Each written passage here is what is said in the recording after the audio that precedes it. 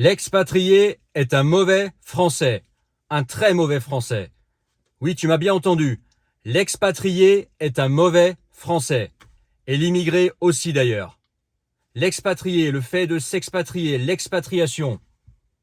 La remarque devient tellement fréquente que ça en devient rentable pour moi de faire cette vidéo. Reste bien jusqu'à la fin.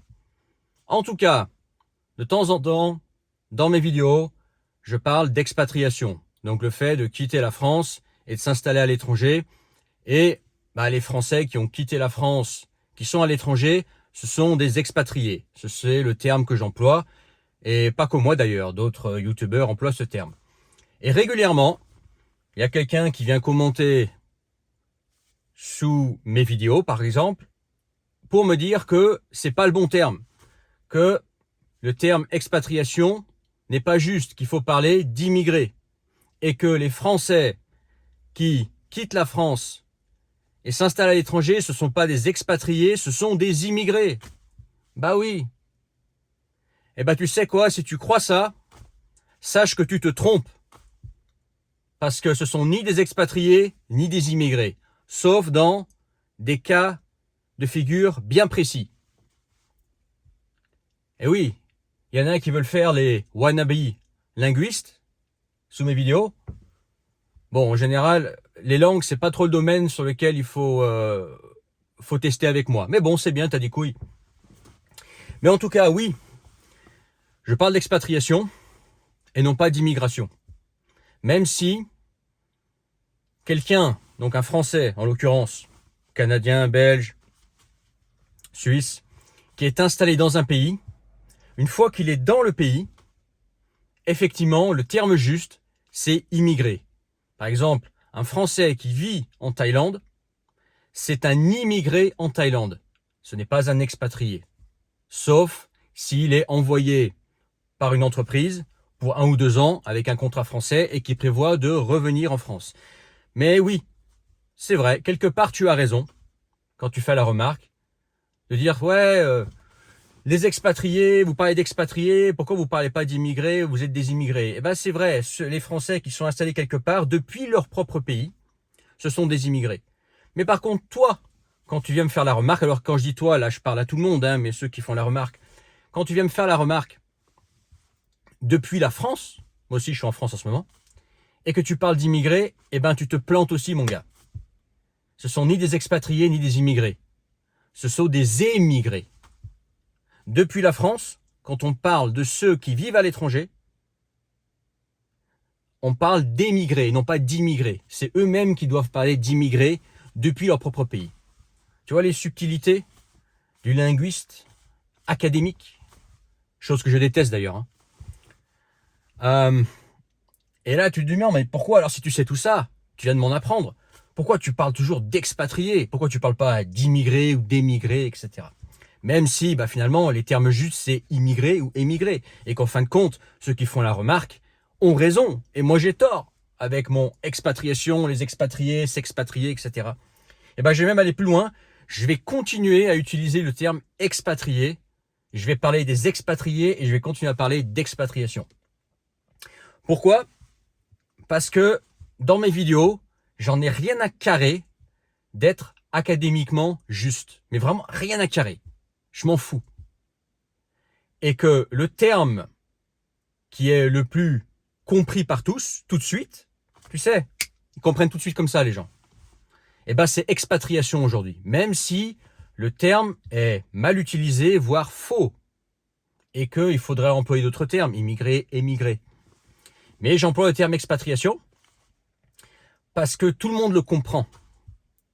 Tout le monde percute tout de suite. Ça percute tout de suite dans le cerveau des gens quand je parle d'expatriation. Okay, et quand tu fais des vidéos comme moi, alors tous les créateurs ne sont pas différents, mais pour moi, il y a quelque chose qui est important qui s'appelle le copywriting.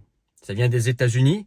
C'est l'art de écrire pour faire passer un message, pour faire quelque chose. Bref, d'être percutant. D'ailleurs, le titre qui t'a fait cliquer sur cette vidéo, c'est du copywriting.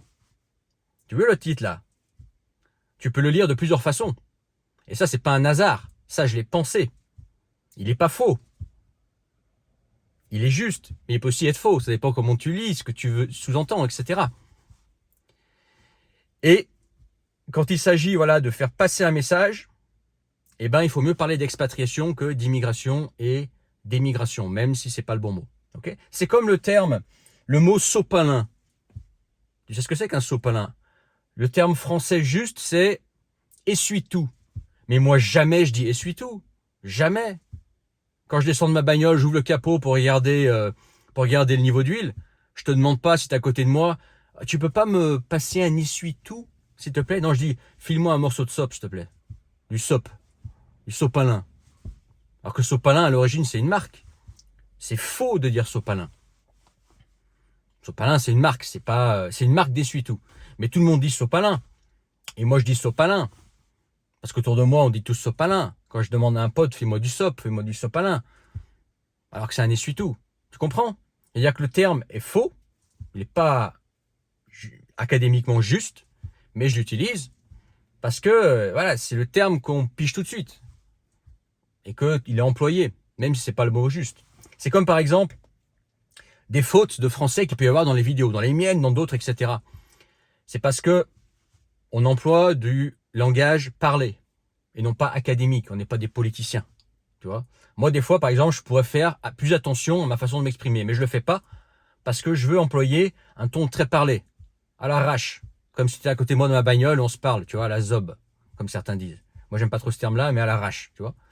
Bon, et dedans, bah, c'est plein de fautes, c'est normal, parce que voilà, quand tu parles entre copains, bah, tu t'en fous d'être voilà, on n'est pas là à faire un concours académique, celui qui a le français le plus peaufiné, etc. Non, on balance des idées comme ça, on s'en pète les reins, on s'en carre l'oignon.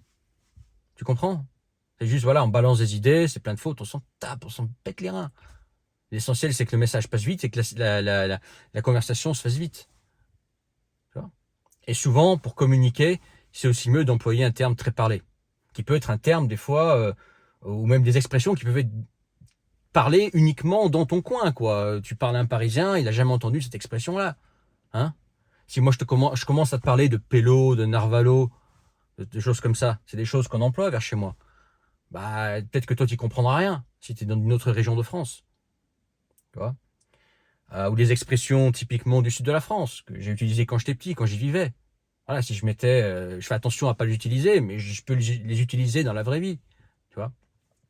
Bref, tout ça pour dire que, bah, malheureusement pour toi, tu peux continuer à laisser ton commentaire, à parler d'immigrés, d'émigrés, de dire que c'est faux d'employer le terme expatrié. Mais malheureusement, je vais continuer à utiliser le terme expatrié dans mes vidéos. Expatrié, expatriation. Je vais pas m'arrêter. Parce que la priorité, c'est d'être compris rapidement, tout de suite, que ça percute tout de suite. Et que le copywriting soit efficace dans mes mots, dans mes titres, etc. Après que le wannabe linguiste vient faire ses petites leçons académiques, je m'en carre l'oignon. Tu vois, c'est leur monde. Laisse-les se casser les dents entre eux, entre professeurs de français. Laisse-les se casser les dents. Cassez-vous les dents entre vous. Moi, je fais autre chose.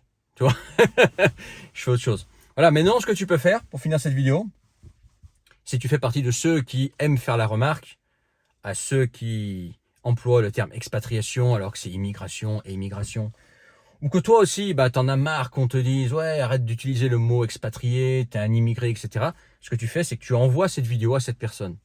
Dès que quelqu'un te casse les noix avec cette remarque, ah, c'est pas des expatriés, c'est des immigrés, tu lui envoies cette vidéo. Voilà, à chaque fois. Et je pense que ça sera rentable pour moi, parce qu'il y a tellement de gens qui font la remarque que cette vidéo aura du succès probablement parmi ces gens-là. Et ça rend la chose rentable pour moi. Tu vois? Et en plus, ils auront une petite victoire parce qu'ils sauront qu'ils auront raison. Oui, les bons termes, c'est immigré, émigré, selon où on se situe. Mais le terme employé, les gars, bah, c'est expatriation. Voilà, tu me vois mieux. C'est expatriation. Et on va continuer à utiliser ce terme. J'ai bien peur pour vous. Voilà. Si tu as trouvé cette vidéo intéressante, mets ton pouce. Si tu as trouvé marrante, mets aussi ton pouce.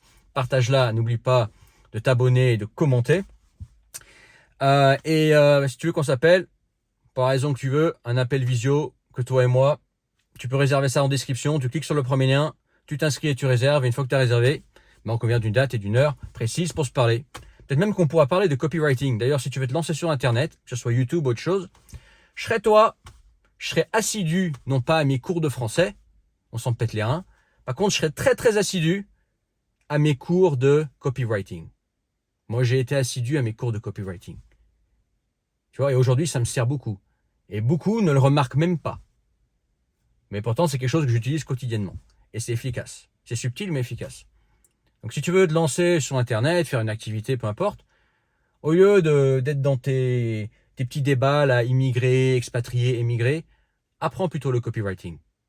Et peut-être même, probablement, que tu viendras commenter un jour sur mes vidéos et me dire « Kublai, merci de m'avoir parlé du copywriting. » Parce que ça, c'est vraiment quelque chose d'utile. Plutôt que les débats inutiles là, sur les termes. Je te laisse là-dessus. À bientôt pour une autre vidéo. Ciao.